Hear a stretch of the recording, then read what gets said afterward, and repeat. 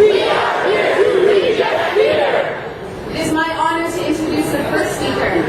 Vanessa Gray is a youth activist from the First Nations Omnium Reserve near Sarnia, in what is known as Ontario's Chemical Valley.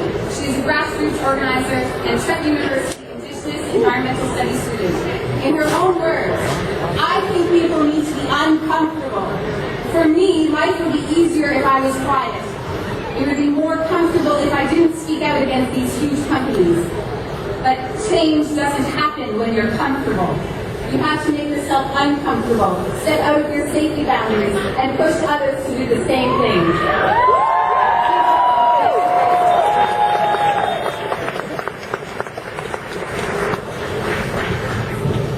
Ani, Buju, Vanessa Gray, Dijnipas, Amchinam Donjaba, Makwan and Yoda, and Nishnabani Dao.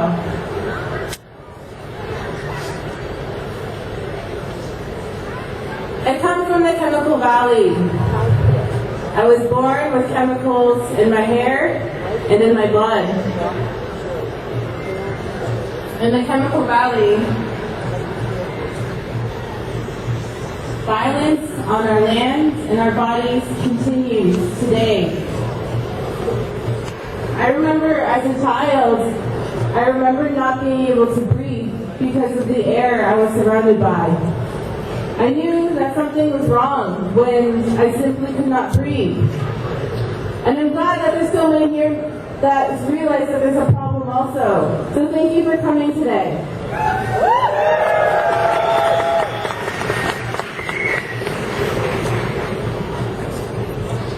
Let me remind you, media, and all of those who are unsure about Bill C-51, that our water is at risk.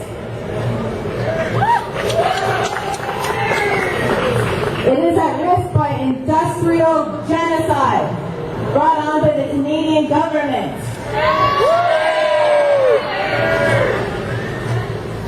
This fascist government is hiding behind their bills because we are being effective by mobilizing.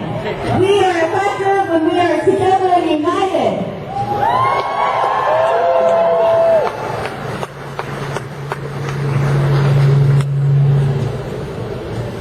The Harbour government will never stop me for speaking up for the land, for environmental justice, and for the future generations of all peoples.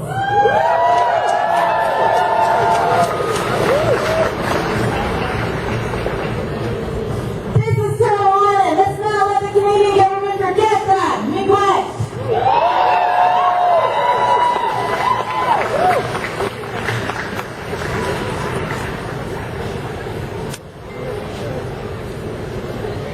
Thank you so much, Vanessa. Next speaker up, we have Soraya Sahar and Riaz Siani Moji. They are anti-racism activists who have been organizing against Islamophobia. Thank you very much.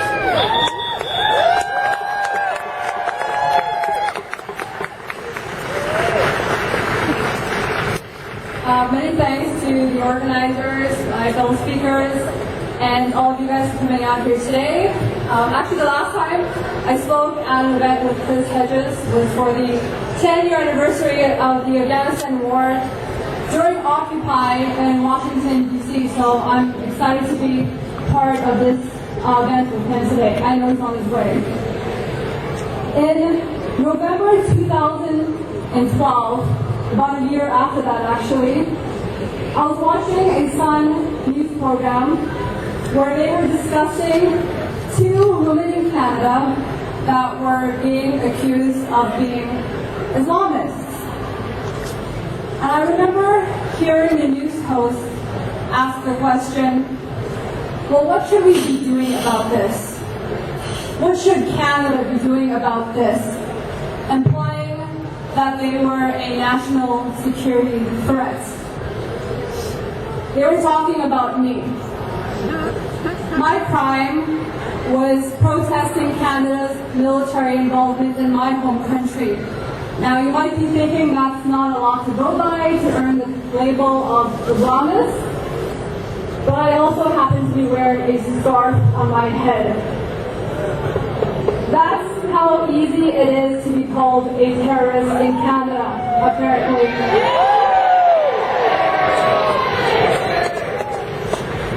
My name was criminalized based on that, and that information alone. Completely disregarding the fact that I've had zero involvement with any terrorist group or advocated for any terrorist group. So the problem that I have with Bill C-51 is not that it's anti-terrorism.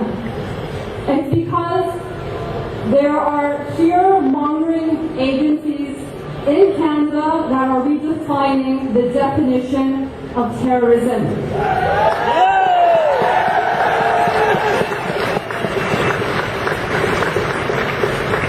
Now, this is especially a drastic concern for the social justice movements, for environmentalists, for the Indigenous community, and for the Muslim community, all of whom I stand in solidarity with today.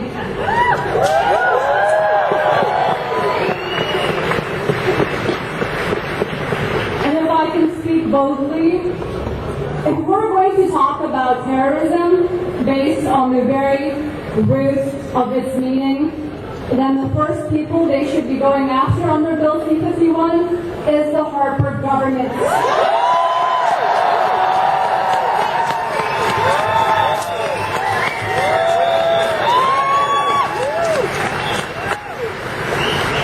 I'm glad you agree. Because as far as I'm concerned, I've never killed, oppressed, or tortured anyone. And I really can't say the same for them, for their policies, or for their allies.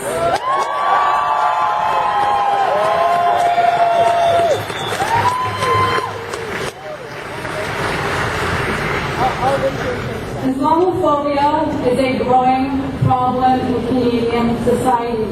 But the Conservative Party is not alone in ostracizing the Muslim community. Remember, it was also the Liberal Party who voted for Bill C-51.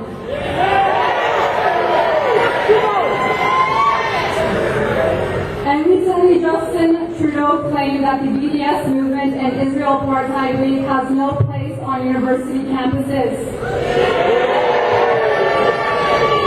But at the same time, he has the gall to go to mosques and to talk about discrimination against Muslims. So, to quote the words of Trudeau himself, yeah, enough is enough with liberal hypocrisy.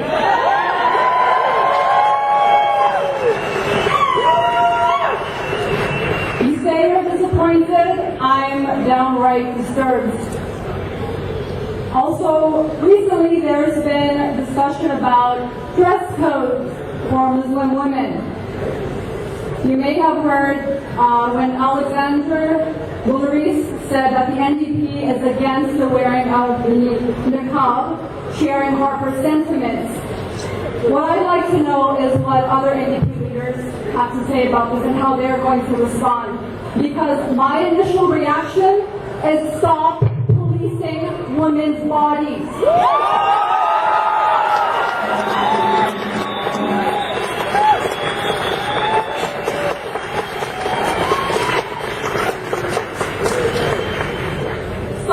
Influencing Islamophobia. As a Muslim woman, I don't want your problematic and deeply flawed version of liberation.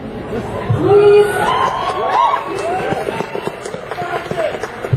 don't use my body and our bodies to justify your oppression. Overseas or domestic. Instead, how about you worry and focus on the missing and murdered Indigenous women in Canada.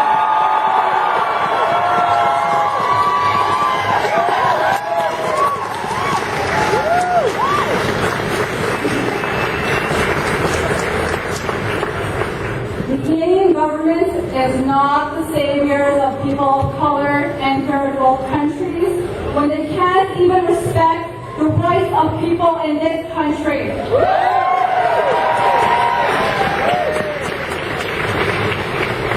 We all know that one of the issues that influenced the anti-terrorism bill is the recent developments of ISIS and the growing fears of a threat to Canada. It's a popular topic, and everyone seems to be talking about it. So let's talk about it. Because fewer people are discussing the series of events that led to the creation of ISIS. So here's a reminder. The illegal U.S. invasion and war in Iraq, the mass murder of 1 million Iraqi civilians, the contamination of depleted uranium by the U.S. military, causing the rise of Iraqi birth defects and cancer to this day, the imprisonment, rape, and torture of countless Iraqi prisoners, many of whom were simply looking suspicious. For those who don't know, Camp Bucca was the U.S. prison where 9 of the top ISIS commanders met.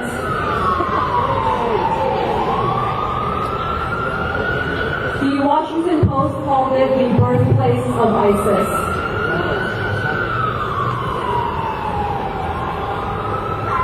So, some of the worst crimes against humanity took place in Iraq before ISIS, under U.S. occupation, one of Canada's allies.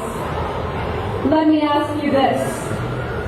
How many times has Prime Minister Stephen Harper mentioned the U.S. government for the role they played in the creation of ISIS? Not once. Not once. By now, I believe it is one of the world's biggest open secrets that much of the radicalization in Islamic countries has been strongly influenced by Western intervention. Any argument that focuses the blame primarily on an entire group of people and their religion is just simplistic.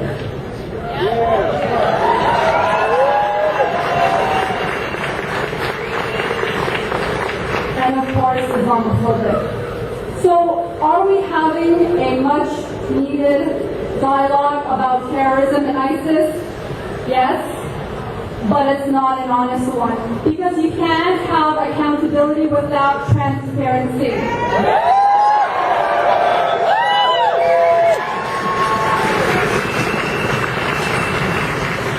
So back to Bill C-51, it doesn't just violate the Charter of Rights, it also violates the Universal Declaration of Human Rights by the UN, which Canada adopted. Now, normally when you hear about violations of basic human rights, you might think about conflict zones and third world countries. Well, Canada just added itself to that list. So the next time you commemorate Human Rights Day, maybe light a candle for Canada. And I don't think I need to point out the irony of someone who was born in Afghanistan having to say that. So the onus is on you and me to hold the Canadian government responsible for their actions. If you believe it is wrong to attack your rights and freedoms, if you believe it is wrong to attack movements that fight for Indigenous, environmental, and social justice, then please stand against Bill C-51.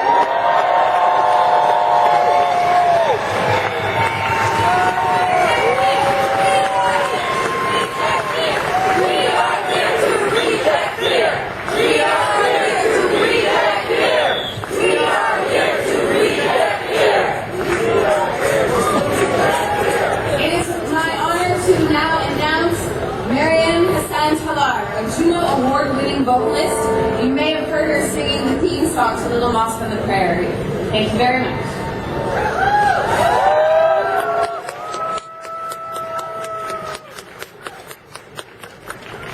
Hello, everybody. I'm here to add my voice to all of your voices to say no to Bill C-51.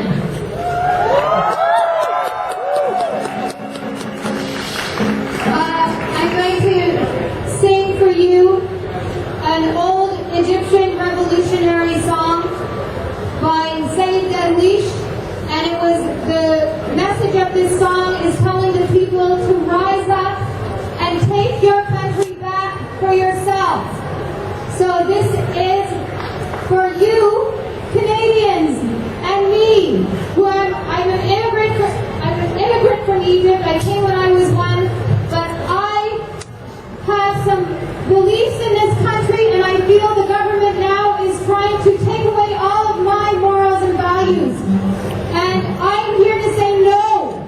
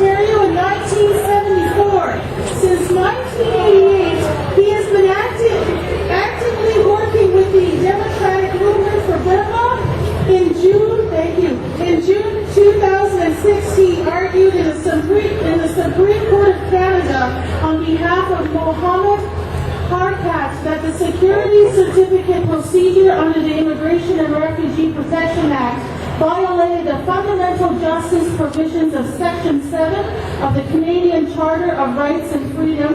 In February 2007, the Supreme Court of Canada unanimously agreed that with that argument and held that the procedure violated fundamental justice. On December 30, 2010, Paul Copeland was made a member of the Order of Canada. Welcome, Paul Copeland.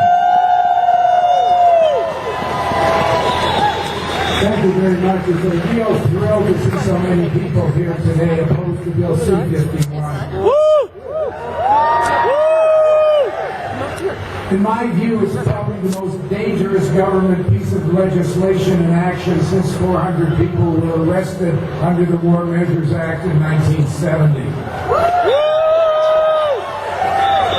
In my role as a special advocate, I actually have top secret national security clearance, and in the two cases I worked on, I saw the work that CSIS had done, some of which was competent and some of which wasn't competent, some of which had lies from human sources reflected on the people who were the subject of the certificates.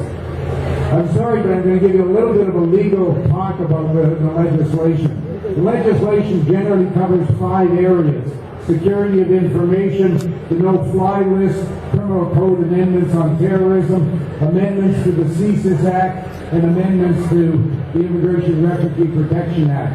It's 59 pages long. It's very complex, very hard to follow.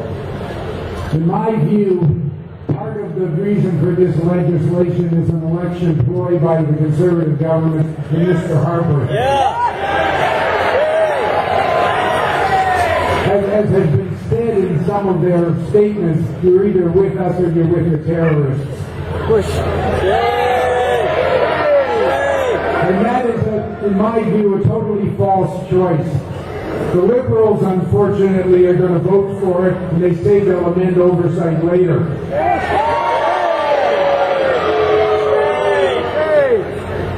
I can't talk to you very much about the details, but I'll try in the 5 minutes they've allotted me to touch on a couple of things.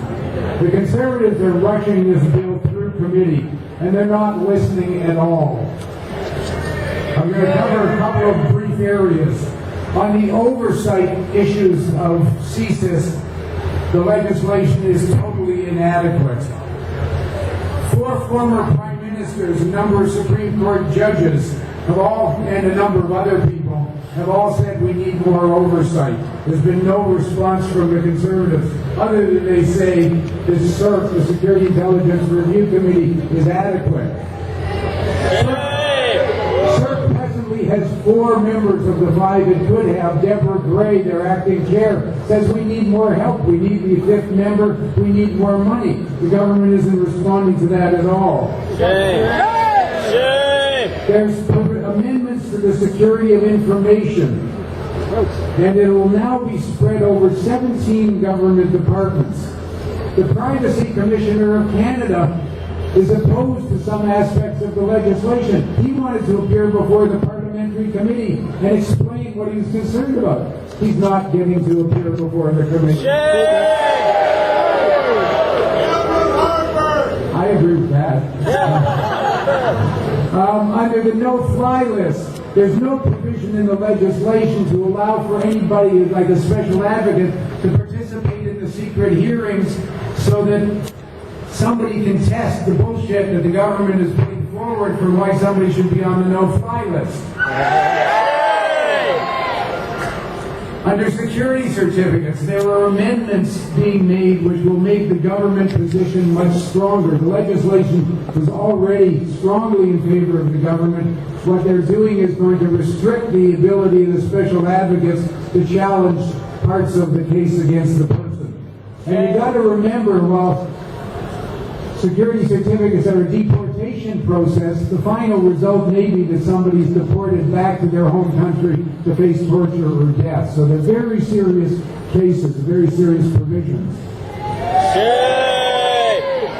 The special advocates, there are 8 special advocates that have worked on security certificate cases. We joined together to form a brief on the amendments to the Immigration and Refugee Protection Act security certificate provisions.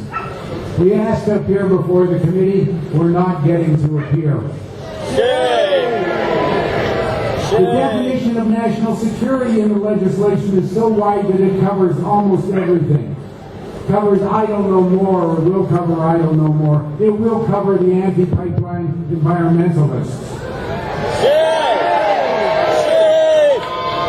One of the other horrible pieces of the legislation is they're proposing to give CSIS the power to engage in disruption activities. And it's like they have paid no no attention to what happened in Canada when the RCMP Security Service, our own SS, used to engage in disruption activities. Those abuses were revealed in the McDonald Commission report, which led to the end of the security service, and in the Kebla inquiry in Quebec. Don't forget the 5 eyes. And one of the things in their operations that they did in Quebec was they stole the PQ party membership list. So that gives you an idea of how far they're going to go if they get the powers, and they will get the powers because the Conservatives control this process. So I think the legislation should be withdrawn, but that's not going to happen. But I think it's very important that I'm getting the cutoff sign. I'm just about finished. That everybody in Canada who has a reasonable thought and is interested in human rights, interested in social justice, oppose this bill and oppose the Harper government.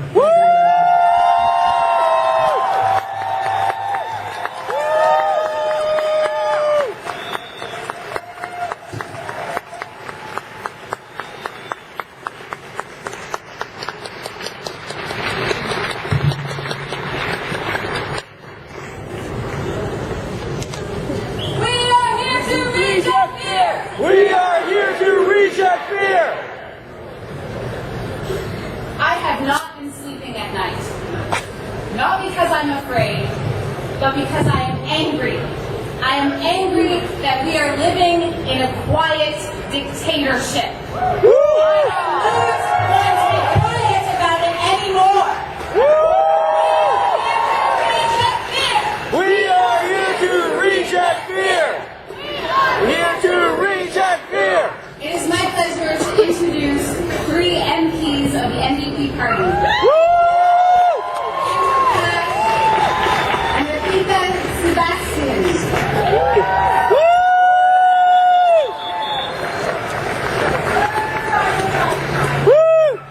All right, it's great to be here. I'm going to let my colleague Peggy Nash start this off. Let me also introduce our colleague, Dan Harris from York Southwestern. From Scarborough Southwest. Matt Sullivan from York Southwestern.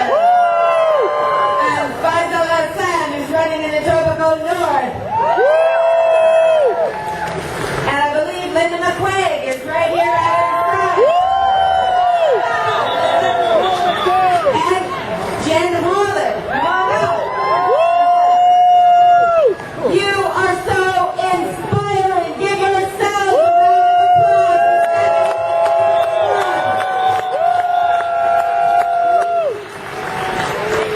This is a defining issue for our democracy.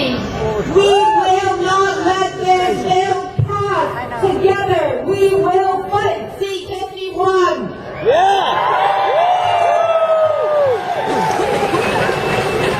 I'm so proud that New Democrat leader Tom Mulcair stood up with all our caucus and said, no, we will not stand for Bill C-51 and undermine our democracy.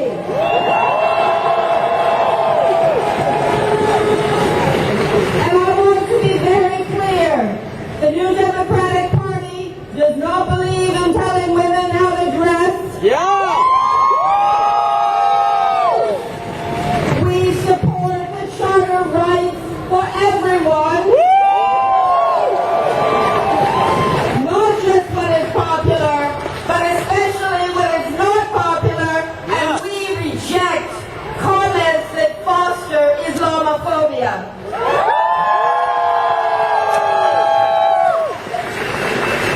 Of course, we support public safety. We want safe rail in our country. We want safe food. We want clean air and water.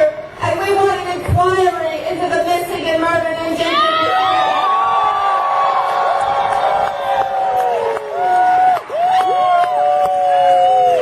I'm so proud that we are standing together to defend our democracy. Now, there are some who say you can't do anything. You can't do anything no matter what you do. this bill is going to pass. Do that. Yay. I reject that. I believe in popular democracy. We know what First Nations people have been able to achieve when they have stood up for their rights. We saw people around the world stand in opposition to George Bush's war in Iraq, and Canada did not go at that time into Iraq. We've seen working people defend the right to strike and the right to fair wages. We defend people defending their rights. That is democracy. So I quote the former leader of the New Democratic Party, never let them tell you it can't be done.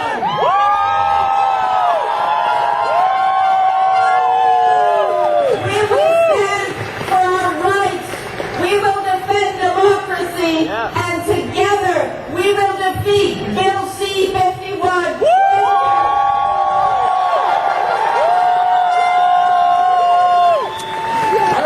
I'm Andrew Cash. I'm the Member of Parliament for Davenport here in Toronto. You know, for centuries, generations before us fought for the liberties that make us who we are today. And every time a government has tried to use the politics of fear to convince people to surrender their rights, there have been courageous, principled citizens like you who stood up and fought back, and that is what we're doing here today. You know, we're here because we remember what happened to a Canadian citizen, Maharar. Yeah. Not a long time ago, an innocent computer programmer who was tortured in Syria. That's what happened when security and intelligence agencies were given too much power and not enough oversight. And that, friends, is the risk we are facing now.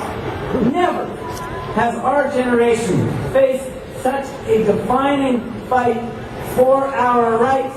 That is why it is so important to have so many people here in the rain here in Toronto.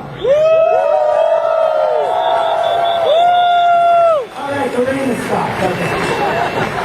You know, folks, people have been telling me for the last couple of weeks, oh, Andrew, you know, Bill C-51, Canadians don't really care about that. It's just for the chattering class. It's just for the people inside the bubble. We're proving them wrong today.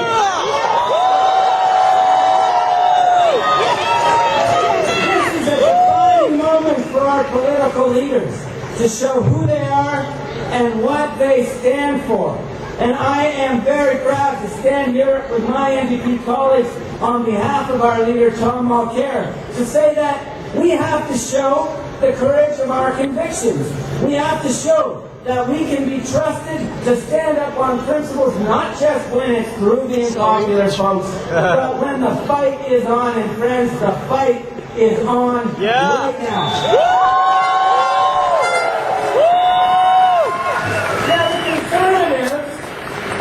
Conservatives and their liberal supporters want us to believe that we have to choose between our freedoms and our safety. But that is a false choice. Yeah. We are a better and freer country because our citizens have the right to speak up. The women who fought for the right to vote made this country better. The peace activists who fought to keep us out of the war in Iraq made our country better. Yeah. The labor activists who fought for a minimum wage, for a weekend break, for workplace safety, they made our country better.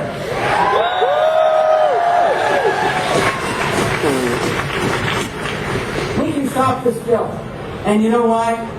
Because of your determination, because we have people like Tom Mulcair fighting Harper, and you know he fights Stephen Harper. That's principled leadership, that's fighting for our rights. Every generation is called upon to make this a better country and a better world, and friends, this is our moment.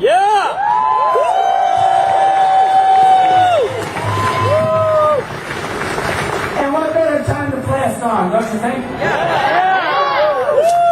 Okay.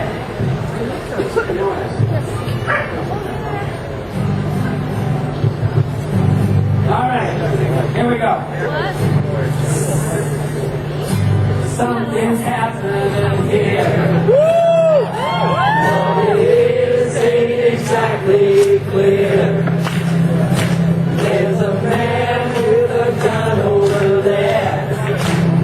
He's telling me I've got to beware. Now, think it's time to stop. Hearing what's that sound? Everybody looks what's going down.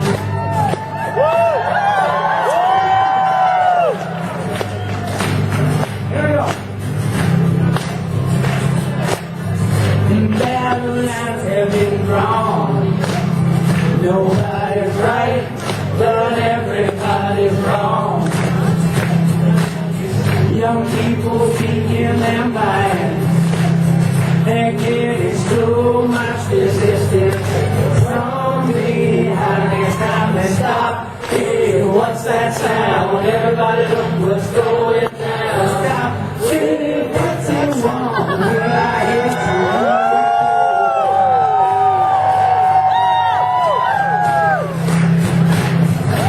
wanna feel it for the heat. 1,000 people in the street. I think they're carrying flags. Mostly say good for outside. Stop your feet, everyone stop. C-51, we are here to reject fear. C-51, we are here to reject fear. C-51, we are here to reject fear.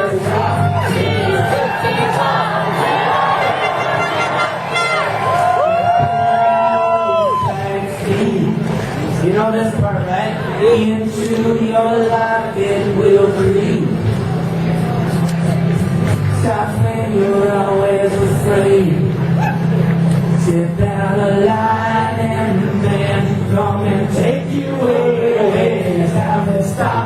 C-51, we are here to reject fear. Stop. C-51, we are here to reject fear. Stop. C-51, we are here to reject fear. Stop. C-51, we